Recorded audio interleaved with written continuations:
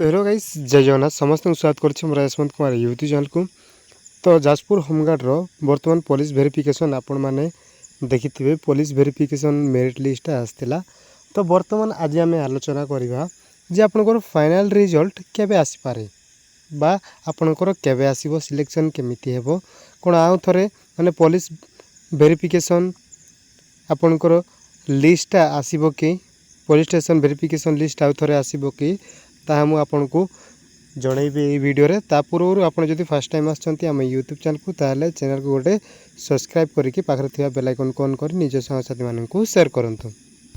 तो एटा सही लिस्ट जोटा कि आपनकर पुलिस स्टेशन वेरिफिकेशन लिस्ट पे आस्तला, माने जो जार भी कैरेक्टर एंड सिटीजन्स जोटा भी थिला वेरिफिकेशन पाई सेटा आस्तला। आ एडी जते भी आपनकर 12टा आपनकर थिला 12टा पुलिस स्टेशन रो, तो 12टा पुलिस स्टेशन रो पीडीएफ मध्य एटी छड़ा होईची। आपण जदि देखि नांती वर्तमान जाई कि आपनकर पुलिस स्टेशन रो लिस्टटा चेक करि पारिबे। एटा हमर टेलीग्राम ग्रुप रो लिंक मु डिस्क्रिप्शन बॉक्स रे दे देई। पाखा पे आपनकर 1305 जण टोटल जॉइन अछंती, सेही ग्रुप रे जाई कि जॉइन होंतु।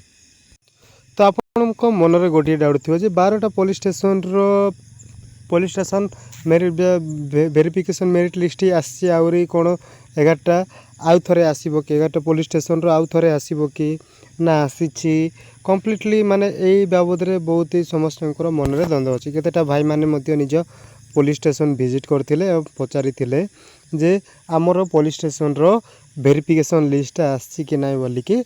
तो पुलिस स्टेशन रे सीधा सीधा मना करी देले जे एमिति किछि आसीनी बोली कि कहिसंते, किंतु बाकी 12टा पुलिस स्टेशन रे आपनकर आछि। तो 12टा आछि और 11टा आसीनी। तो ए भितर कोन रहिछि ना 11टा मध्य मो मतरे तो आस्थिबो, काहे कि एटा डिपार्टमेंट भितरर कथा। डिपार्टमेंट रो आपनको किछि जणो नथिबे तो आस्थिबो। 12टा पुलिस स्टेशन रो आछि त आ 11टा पुलिस स्टेशन रो कोन पाय आसीबोनी, तो आस्थिबो डिपार्टमेंट भितर थिबो कथाटा काको जणाई नांती।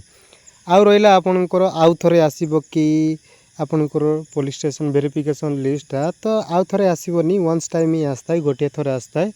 देन नेक्स्ट आपनकर डायरेक्ट मेरिट लिस्ट ही आसीबो।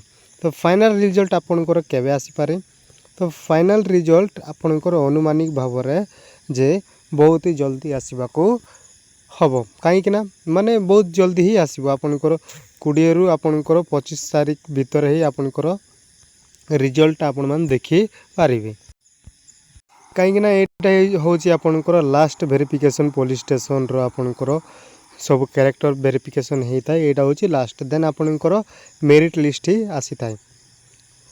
सेम अलगा डिस्ट्रिक्ट रे मध्ये हेची पुलिस वेरिफिकेशन आसला 1 to 2 वीक भीतर ही आपनकर रिजल्ट आसी अलगा डिस्ट्रिक्ट रे। तो आपनकर जाजपुर डिस्ट्रिक्ट रे मध्ये माने एई 20 तारिख रु 25 तारिख भीतर आपनकर रिजल्ट आसीबो, एटा होची कंफर्म आपण माने जानि रखंतु। आ थरे आपनकर तो आसीबोनी police station verification merit list, तो एटा होची आपनकर लास्ट।